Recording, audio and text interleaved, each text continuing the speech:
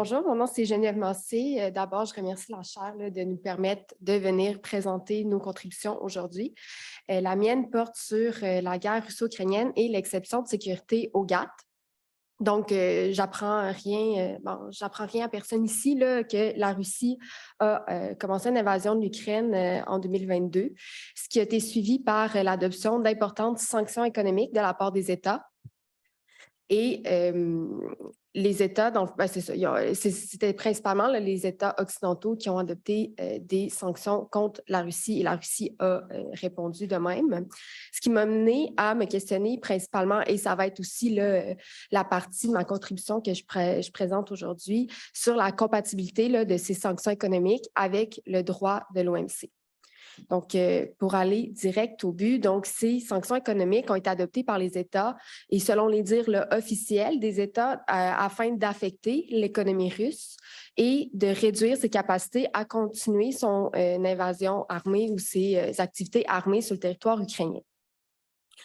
Les États occidentaux ont motivé ou ont peut-être justifié leur adoption de sanctions économiques en lien avec les intérêts essentiels de leur sécurité. Là, on le voit directement dans la déclaration conjointe sur l'agression de l'Ukraine par la Fédération de la Russie, déclaration qui a été émise dans le cadre de l'OMC par plusieurs membres, dont les États-Unis, l'Union européenne, le Canada, dans laquelle, directement dans le cadre de l'OMC, ils viennent dénoncer les actes de la Russie, mais également qu'ils affirment pouvoir prendre toutes les mesures qu'ils estiment nécessaires à la protection de leurs intérêts essentiels de sécurité.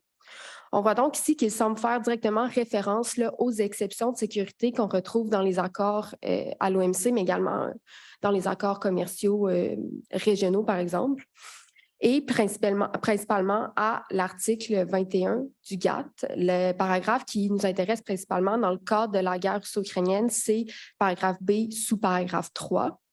Qui, lui, vient nous dire qu'il n'y a aucune disposition dans le GATT qui va empêcher un membre de prendre les mesures qu'il estime nécessaires à la protection de ses intérêts essentiels de sécurité lorsque ces mesures sont adoptées dans le temps de guerre ou de graves tensions internationales.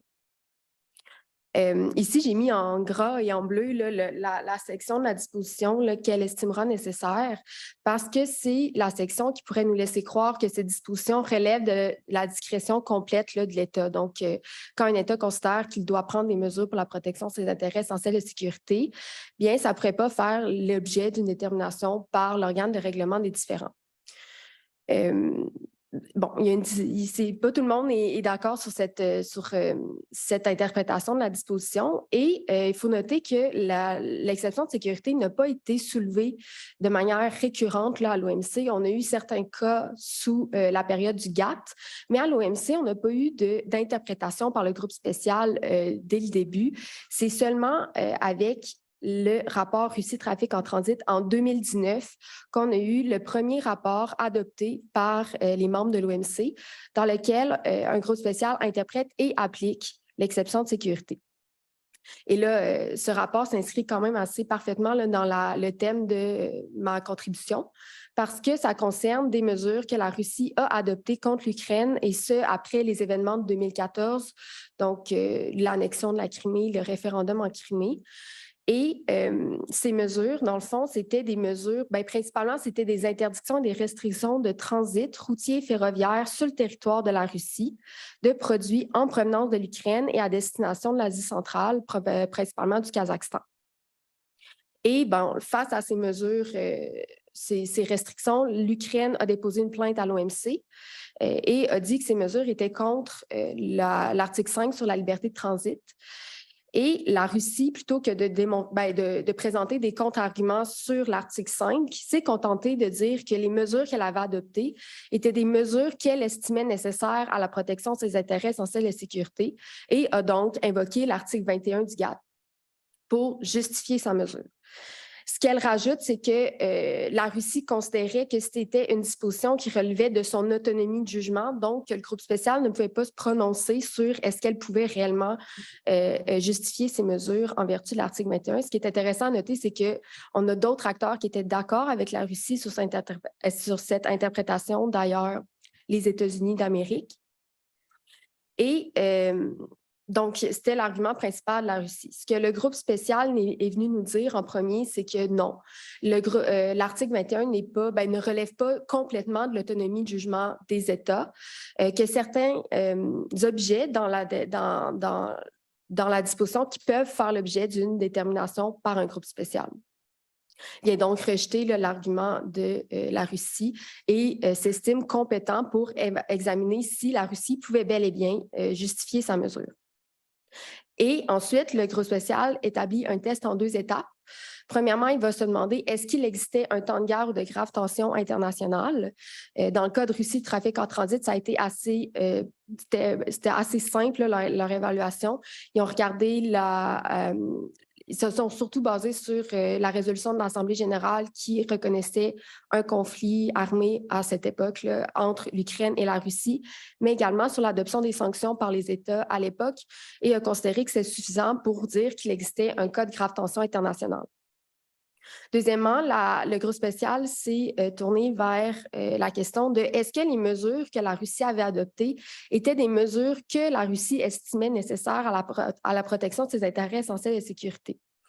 Ici, le groupe spécial vient nous dire que dans la définition et dans la détermination des intérêts essentiels de sécurité, ça relève du pouvoir discrétionnaire des membres. Toutefois, ce pouvoir discrétionnaire est limité par l'obligation des membres d'interpréter et d'appliquer de bonne foi l'article 21. Donc, il doit y avoir une détermination par les membres de la véracité des intérêts essentiels de sécurité et la valeur, en fait, le taux que le groupe spécial va regarder, c'est est-ce que la mesure que la Russie a adoptée dans ce cas-là ou un État membre dans un autre cas, est-ce que c'est plausible que le membre l'ait adoptée pour la protection de ses intérêts essentiels de sécurité? Ici, encore une fois, le groupe spécial n'entreprend pas une analyse très détaillée de la mesure russe, mais vient quand même rappeler les mesures que la Russie avait adoptées et le Code de grave tension internationale et conclut, dans le fond, que ces mesures ne sont pas à un tel point éloigné du Code de grave tension internationale qu'elle avait identifié qu'il ne serait pas plausible que la Russie les ait adoptées pour la protection de ses intérêts essentiels de sécurité. Donc, le groupe spécial, en fait, conclut que la Russie pouvait bel et bien motiver les mesures qu'elle avait adoptées en vertu de cette exception de sécurité. Maintenant, certains auteurs considèrent que le groupe spécial, en faisant ici, a fait un équilibre entre, d'un côté, le besoin pour les États membres de conserver un certain pouvoir dans la détermination de leurs intérêts essentiels de sécurité et leurs mesures qui sont nécessaires à la protection, et de l'autre côté, d'empêcher des abus d'utilisation de cette exception. Donc, on voit que, par exemple, dans un cas tout récent avec les États-Unis d'aluminium, le groupe spécial a refusé, en fait, n'a pas refusé, mais a dit que les États-Unis ne pouvaient pas soulever l'exception de sécurité en l'absence d'un cas de grave tension internationale ou un cas de guerre. Par contre, il existe quand même des risques et des inquiétudes qui découlent de l'interprétation qu'a faite le groupe spécial, mais également directement de l'article 21.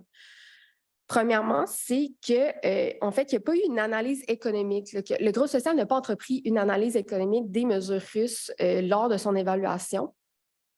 Par contre, on a des auteurs comme Crivelli et Pitjes-Poulsen qui ont fait l'exercice. Et en fait, c'est ça, ils ont fait l'exercice. Et là, je n'irai pas dans le détail de cette analyse parce que je n'ai pas le temps, mais c'est très intéressant si vous voulez aller voir.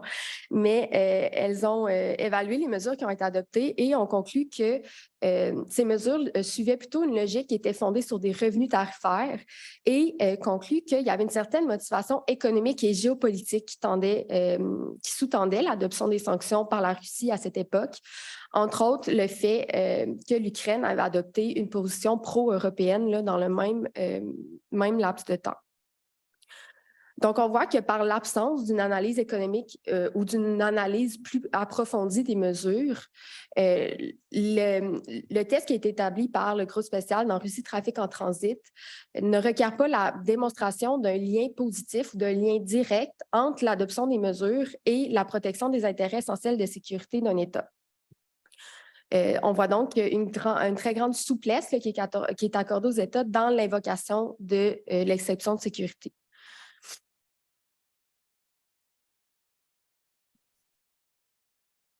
Et maintenant, si on applique là, ce cadre d'analyse à la situation actuelle, donc à la guerre économique qui oppose les pays occidentaux et la Russie, on voit que les sanctions qui ont été adoptées et les sanctions là, qui évidemment tombent sous les accords de l'OMC pourraient être jugées comme compatibles aux droits de l'OMC, puisque premièrement, évidemment, on est dans un cas de grave tension internationale et même de guerre. Et considérant l'absence d'analyse économique et la très large souplesse qui est accordée aux États, eh bien, même si on ne peut pas considérer que chacune des sanctions qui ont été adoptées par les États ont des liens directs ou des liens positifs avec leurs intérêts essentiels de sécurité, bien, cette souplesse qui est accordée laisse entendre que si jamais il devait y avoir une plainte à l'OMC, eh bien, ces États pourraient bel et bien justifier leurs mesures en vertu de l'exception de sécurité, autant la Russie que les États occidentaux. Maintenant, même si on considère que, selon les règles, les sanctions économiques pourraient potentiellement être compatibles aux droits de l'OMC, il ne faut quand même pas oublier que l'adoption de sanctions économiques est fondamentalement incompatible avec les buts et les objectifs de l'Organisation mondiale du commerce. Les États doivent donc être conscients des effets à moyen et à long terme du maintien des sanctions économiques, autant pour la durabilité du système que pour sa crédibilité. Et ça nous amène à notre deuxième inquiétude, soit la temporalité des sanctions économiques.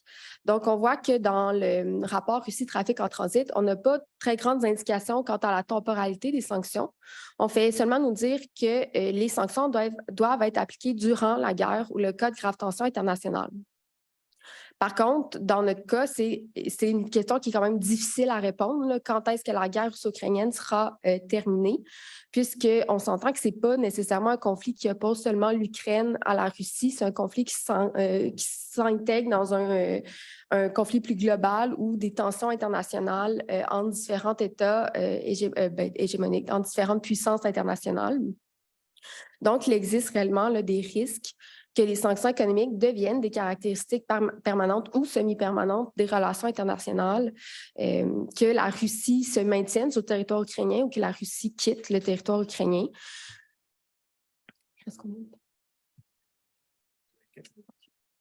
Donc, ça soulève des questions rendues là quant aux objectifs des sanctions et à l'effet des sanctions qu'on a eues. Parce qu'on voit que par l'adoption des sanctions économiques, comme je l'ai dit au début, l'objectif, c'était d'empêcher la Russie à continuer son invasion armée. Toutefois, on voit que ça n'a pas eu les effets immédiats désirés. Donc, la Russie est toujours en Ukraine aujourd'hui et ça pose des questions à l'efficacité des sanctions. Est-ce que ces sanctions sont efficaces? Et on voit que la raison peut-être de l'échec des sanctions ou de l'échec de l'objectif direct voulu est due au fait que la Russie maintient ses relations économiques avec la majorité des membres de l'OMC présentement, notamment la Chine. Évidemment, là, on a eu le commerce qui s'est écroulé entre des acteurs assez importants économiquement, mais on voit que la Russie a quand même été capable de maintenir un niveau là, de commerce ou un niveau de son économie qui est plus important que celui qu'on aurait désiré en l'imposition des sanctions économiques. Donc, ça soulève des questions quant à l'efficacité, mais plus globalement également quant à l'objectif futur de l'Organisation mondiale du commerce. Parce que si on a des États assez importants économiquement, et là, c'est sûr qu'on parle de la Russie, mais ça inclut aussi la Chine. Là. Dans tout ça, on peut pas l'exclure de cette discussion, mais ça soulève des questions quant à la répartition de blocs économiques au sein de l'OMC, quant à un découplage au sein de l'OMC où on a des États qui ne veulent plus commercer entre eux, qui ne veulent plus respecter leurs engagements qu'ils ont pris en vertu de l'OMC entre eux.